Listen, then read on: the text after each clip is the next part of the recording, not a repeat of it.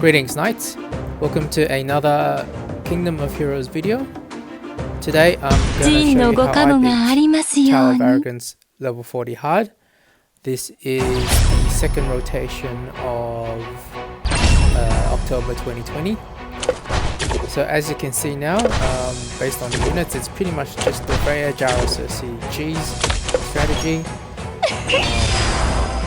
So we're up against Vulcan.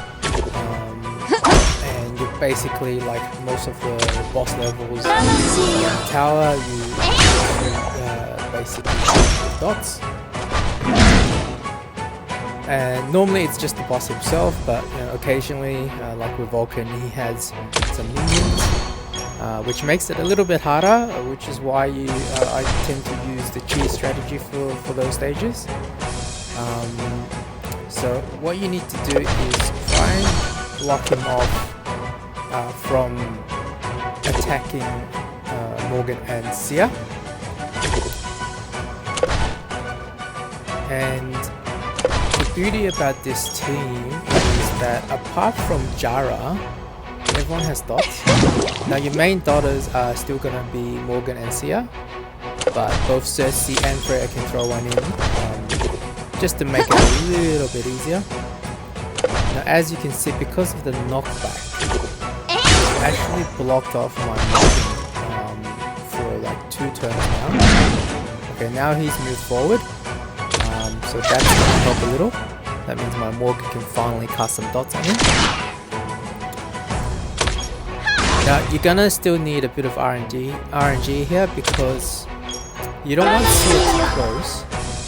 So you see that unit at the top right corner just above Vulcan?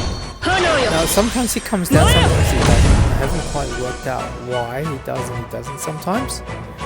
Because when he moves one hexagon down, you can actually target him and hit Vulcan, because Vulcan's generally right. As you can see, he's generally right next to one of those. He's in one of those 2 squares. He's either in the square he is now, usually, or the one behind it, directly behind it. If that unit at the top moves down 1, then basically you can hit that unit. You can target that unit as well, because Vulcan often stays 1 hexagon behind where he is now. Sometimes he doesn't know it just then. Not always. It's a bit random. So look, pretty standard strategy. Try to keep your invincibility up as much as you can, and just put as many dots on him as you can, and hopefully he dies before you do. Because the ads do make it a little bit harder, especially now that this rotation he's 40. I believe last rotation he was only floor 30, so him and the ads didn't hit as hard, so that made it a little bit easier. So as you can see, I'm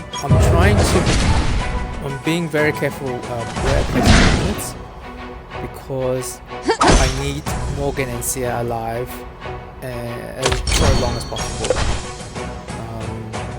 And you notice that I generally am able to extend the invincibility buff that Freya casts. And the reason I do that is because if I don't extend it, then Freya might get stunned. If the enemy cuts in, then Freya might get stunned and slapped or killed before she can cast it again. So it's safer just to extend it with Jara as soon as I can. There's also a lot of benefits for having Jara faster than Freya. Is that I can extend the original invincibility buff, and then Freya will have it up again, ready for when it runs out. I can cast it with Freya again. So technically, that still gives me the same sort of 6, maybe 7 turns of invincibility. Not much from waiting for the invincibility to expire and then cast it again. It is, like I said, a bit safer because you are extending the original buff that expires, whereas if you wait for it to expire, then there's a chance the enemy will cut in, and then you could be in trouble. So as you can see here, I'm down to a couple of units. So I'm down to 3 units. No, sorry. No, I've still got all my units, but I'm kind of a bit spread out. And I'm just trying to decide if I should cast a dot or invincibility. So I think what I'll do is I'll move Freya to that spot at the top right. That way I can cast invincibility on Cersei and Jara. And the other units, because they're closer, all the enemy units should attack level 3. That's my Sia. Still got $3, so I've still got Morgan. And Cersei and so I think yep. So there you go. That could have ended badly if I made the wrong move. So you just really need to anticipate and have a good think of what's the best move to make, and it changes depending on the situation.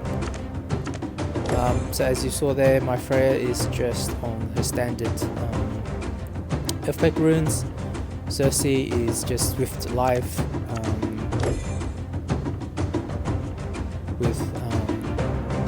Swift Life, you need to just focus on speed and accuracy. Jara doesn't need anything, just needs speed. Sia needs obviously accuracy and speed. She shouldn't get hit. I mean, even if you gave her more XP, more health, or if you made her a 6-star, it wouldn't make much difference. She'd still probably get one shot. Also, obviously Morgan, she's just on my standard build. I use her pretty much everywhere. She's got decent accuracy, good health, good HP, and she does a lot of damage. So yeah, now in terms of alternatives, you could bring in Valkyrie as a daughter. The challenge with Valkyrie is the 2 units you see at the bottom there. You got June, and I think the other one is Gold. The issue with I think it's Agnes actually.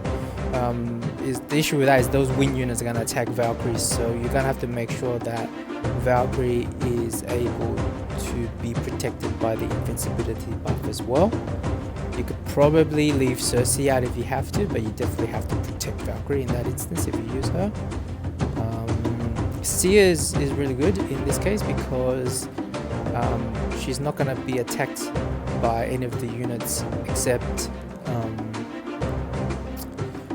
Vulcan, but that's why you block him off, right? So with Freya and Jara and Cersei, you block Vulcan off to protect Sia, and she should just be, as long as she lands that HP block, the heal block, she will be able to land a good number of dots on Vulcan.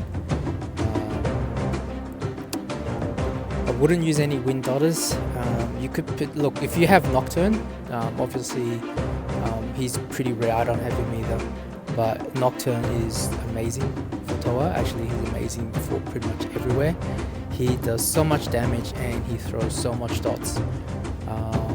And you could also try Belphegor in partnership with Nocturne. And the reason is Nocturne, I think, can cast up to 3 dots. And then if you have any other debuffs on the enemy, if you target the enemy with the most debuffs with skill 2 from Belphegor, he will inflict the same number of dots on all units, all enemy units. So if you hit a target that's got like 5 debuffs or something, which includes dots, with Belphegor's skill 2, he's gonna give everyone 5 dots. So, but it's very hard for me to fit him into this sort of team because I don't have someone like Nocturne. Nocturne really helps Belphegor to shine. Obviously, you could also pair Belphegor with a unit that does a lot of debuffs, like preferably with on the same attack. But yeah, in terms of ToAH, I think Nocturne would be the best partner for Belphegor. Thank you for watching.